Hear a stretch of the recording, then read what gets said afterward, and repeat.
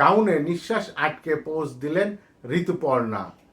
আয়নায় মুখ দেখার পরামর্শ দিলেন শ্রীলেখা। আমরা জানি যে আমাদের দেশের দুজন খুব প্রিয় মুখ, একজন অপু বিশ্বাস আর একজন শবনম বুবলি। তারা একজন আরেকজনের বিরুদ্ধে সোশ্যাল মিডিয়াতে নাম না বলে একজন আরেকজনের বিরুদ্ধে লেখালেখি করেন, কিন্তু কেউ কারো নাম উল্লেখ করেন না। তেমনি কলকাতার ফিল্ম ইন্ডাস্ট্রিতেও এ ধরনের ঘটনা ঘটে। তেমনি একটি ঘটনা যে ঋতুপর্ণা আর শ্রীলেখার মধ্যকার ঘটনা। ঢালিউড অভিনেতা অভিনেত্রীদের নিয়ে সামাজিক যোগাযোগ মাধ্যমে নেটিজেনদের ট্রল যেন এক নিত্য নৈমিত্তিক ঘটনা।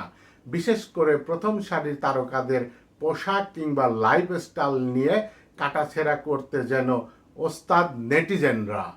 এবার সে তালিকায় নতুন সংযোজন ঢালিউড কিংবদন্তি ঋতুপর্ণা সেনগুপ্ত। অভিনেত্রীর নিজের মুক্তিপ্রাপ্ত সিনেমা নেভার মাইন্ডের প্রিমিয়ারে হাজির হলে নিজের পোশাক নিয়ে তীব্র ট্রলিংয়ের মুখে পড়েন তিনি। অভিনেত্রী ঠিক এই গরম আবহাওয়ার মাঝেই ঘি ঢাললেন কলকাতার ঠোঁটকাটা স্পষ্টভাষী হিসেবে পরিচিত অভিনেত্রী শ্রীলেখা মিত্র। নাম না করে ঋতুপর্ণাকে এক হাত নিলেন তিনি। ঋতুপর্ণার সঙ্গে শ্রীলেখার সম্পর্ক যে দামাস সম্পর্ক তা কারোরই অজানা নয়। শ্রীলেখা এই ইঙ্গিতপূর্ণ পোস্ট সামাজিক মাধ্যমে নেটিজেনদের মাঝে ভাইরাল হয়ে পড়ে, আর সেই প্রভাব পড়ে নেভার মাইন্ড সিনেমার প্রিমিয়ারে ট্রলের শিকার হন ঋতুপর্ণা সেনগুপ্ত। জানা গেছে যে নতুন সিনেমা নেভার মাইন্ডের জমকালো প্রিমিয়ার এক অনুষ্ঠানে ওয়েস্টার্ন লং গাউন পরে হাজির হয়েছিলেন ঋতুপর্ণা সেনগুপ্ত। তবে রেড কার্পেটে পা রাখা মাত্রই বিপত্তি।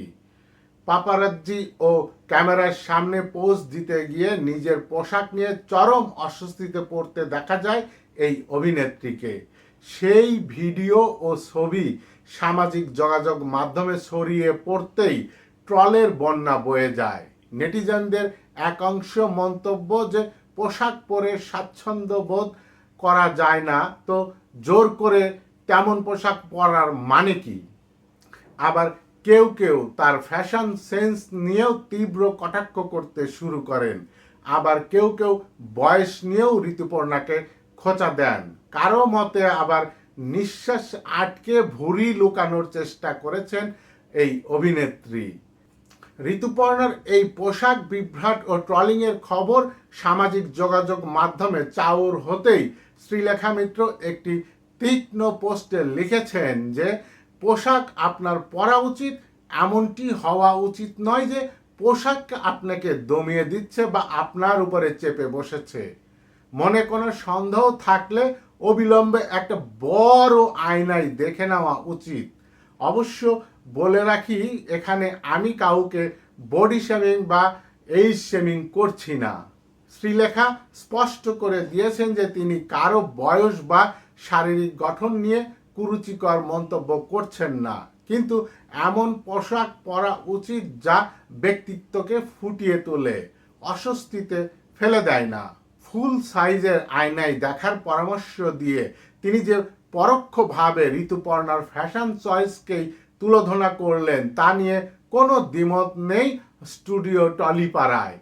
পোস্টের কমেন্ট বক্সে এক নেটিজেন লিখেছেন যে টলিপাড়ায় পুরনো শত্রুতা বনাম পেশাদারিত্ব। ঋতুপর্ণা সেন ও শ্রীলেখা মিত্রের এই মন কষাকষি আজ নতুন নয়। এর আগেও টলিউডের স্বজন পোষণ নিয়েও মুখ খুলেছেন শ্রীলেখা মিত্র। প্রসেনজিৎ এবং ঋতুপর্ণা জুটির আধিপত্য নিয়েও মুখ খুলেছেন শ্রীলেখা মিত্র। বিমান কাণ্ড থেকে শুরু করে ইডির তলব, ঋতুপর্ণার জীবনের যে কোনো বিতর্কিত অধ্যায়ই নাম না করে তোপ দেখিয়েছেন শ্রীলেখা মিত্র। এবার ঋতুপর্ণার পোশাকের অস্বস্তিকেও হাতিয়ার করে শ্রীলেখা যেভাবে উচিত শিক্ষা দেওয়ার চেষ্টা করলেন, তাতে টলিউডের এই দুই সমসাময়িক নায়িকার পুরনো তিক্ততা আরও একবার প্রকাশ্য দিবালোকে চলে এলো।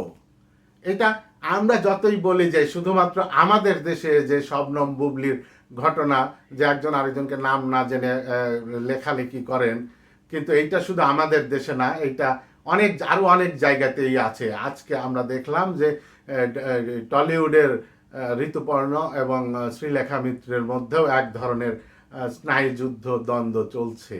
বন্ধুরা, আগামীতে আরো নতুন খবর নিয়ে আবার আপনাদের সামনে হাজির হব।